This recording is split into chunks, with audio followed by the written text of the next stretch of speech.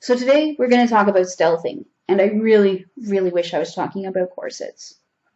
Hey guys, it's Morgan from BDSM Relationships and Education. Today we're going to be doing a bit more of a serious video because there's something that has been coming across my feed on like FetLife, on Facebook, and a few other social media things a lot recently. So I do want to give a trigger warning because this video talks about non-consensual sexual acts. So if you're okay with that, then stick around. If not, I absolutely understand, and you need to look after yourselves, so shut this off right now. So I don't really talk about just purely sexual subjects all that much.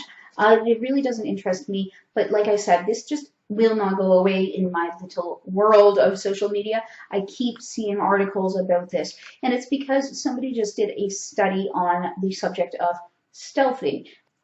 So stealthing is where a man removes a condom before or during sex, despite agreeing to wear one. And so it's in the context of, you know, subtly trying to do that and not have the partner know about it. Part of the reason that I am talking about it, like I said, I've been seeing it non-stop over the last little while, but I was on FetLife and I saw a thread and asking if it was a form of rape. And then a lot of the answers were like, wow, that's really hot. And I was like, wait, what? Because to me, that is just no, right? So this, there are some people thinking that it is a form of rape play, except that rape play involves resistance play, and that means that it's negotiated and that it's consensual. So we're talking big emphasis on the play, right? I don't even really enjoy calling it rape play because to me that just trivializes something that is really serious. I see a lot of people talk about ravishment play, and I think that that's a better term for it. But I mean, you know, you guys do you, but that's my feelings on it. And I don't think that this particular act, which to me is so clearly non-consensual, could be considered to be any form of play, because play is negotiated and consented to. So, it hurts my brain, like seriously. So because, like I said, this is in the news and everything, because there was a study done by, okay, let me just check my notes here, Alexandra Brodsky. I hope I'm saying that right. Brodsky? I suck at pronouncing names. But anyways, I hope that I pronounced the name right. I will put it in text right here so that you guys know who I'm talking about. But the study was published in the Columbia Journal of Gender and Law, and she says that it is a growing issue and becoming a common problem among young people. So I think that anybody who has sex with people that have penises are kind of like, new problem? What? Because I think that this has been going on for a very long time. I certainly have experienced it in my life when I was a little more interested in, you know, any kind of sex. And I know that other people have had this, and it's been like over the years I've seen people experience this type of thing. So again, stealthing is removing the condom partway through the sexual act or before the sexual act without the consent or knowledge of the partner. Apparently there are forums where people discuss doing this, and it is very manipulative, and it's non-consensual, which means that, and certainly in some places it is being prosecuted as rape. I believe it was talking to, I've seen some articles talking about the UK where it is prosecuted as rape, and if you are familiar with Julian Assange, he is currently fleeing Sweden. I want to say Sweden. I'm not 100%. I should have looked that up before I did the video. I'm sorry if I got that wrong. But anyways, he can't go back because that is the exact charge that he is looking at when he goes back, that he did this to two different women. So thankfully, some people are taking it seriously because this is a major violation. So stealthing, it exposes victims to risks. So if they are a person that, you know, can conceive, they are exposed to the risk of pregnancy. So that is a problem. And it doesn't matter who they are, they would be exposed to STIs. So if you are the receptive partner during intercourse, then this, is a potential that could happen to you, depending on who you're having sex with. It leaves victims feeling violated quite often. Not always. I mean, everybody's going to react to things differently, but it's, at the very least, is a feeling of broken trust. It can be very confusing. It can cause fear, fear of STIs, fear of pregnancy, just fear that it'll happen again.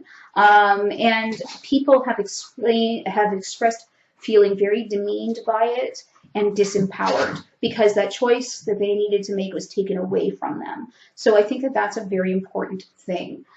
And if you've agreed to sexual activity with a person under one certain set of circumstances, when those circumstances change, i.e. a condom use, then it's a broken agreement. It's a consent violated. It's no consent at that point because, if you consent to ABC and I do ABCD, that last thing is not consensual, So taking off a condom partway through when you've agreed to wear one, not consensual.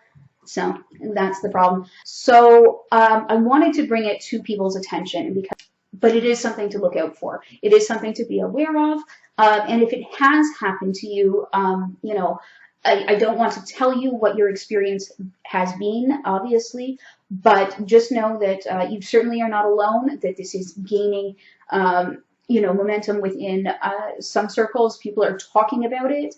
And if you do need to get some help, that there are places you can call a rape crisis center or hotline, and they will support you, whether you decide that this was for yourself, whether it was rape or not. It is certainly a violation of trust and consent, and that to me, is a pretty serious thing. So just take care of yourselves. Make sure that if this has happened to you, you get the appropriate help.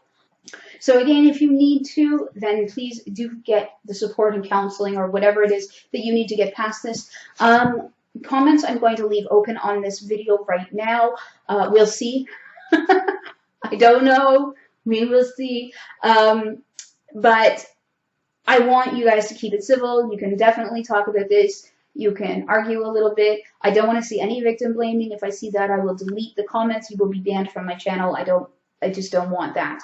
And if I see people sort of just generally being mean or nasty or belittling or anything like that, that is not appropriate, and those comments will be erased. I will close the comments if I have to. Finally, this is a place where we are talking about, something that happens to receptive sexual partners. So I don't want any derails going on within the comments. We are not going to tolerate derails. So anyways, please don't make me close the comments because I don't want to. I want to be able to let you guys express yourselves.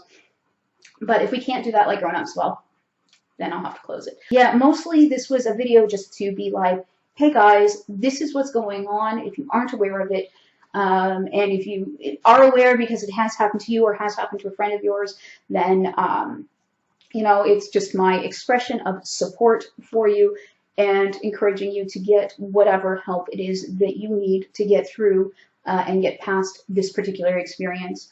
And if it didn't affect you, that's okay, then that's fantastic if it didn't affect you negatively. But if it has affected you negatively, I absolutely understand, and there's a lot of people out there that are unfortunately in the same boat. So just take care of yourself and take care of each other as well. So anyways, guys, that's it for this video. Sorry, it was a bit of a downer, but sometimes we do have to talk about serious things. This won't be the last time, I'm sure. So anyways, thank you, and I will see you guys in the next video.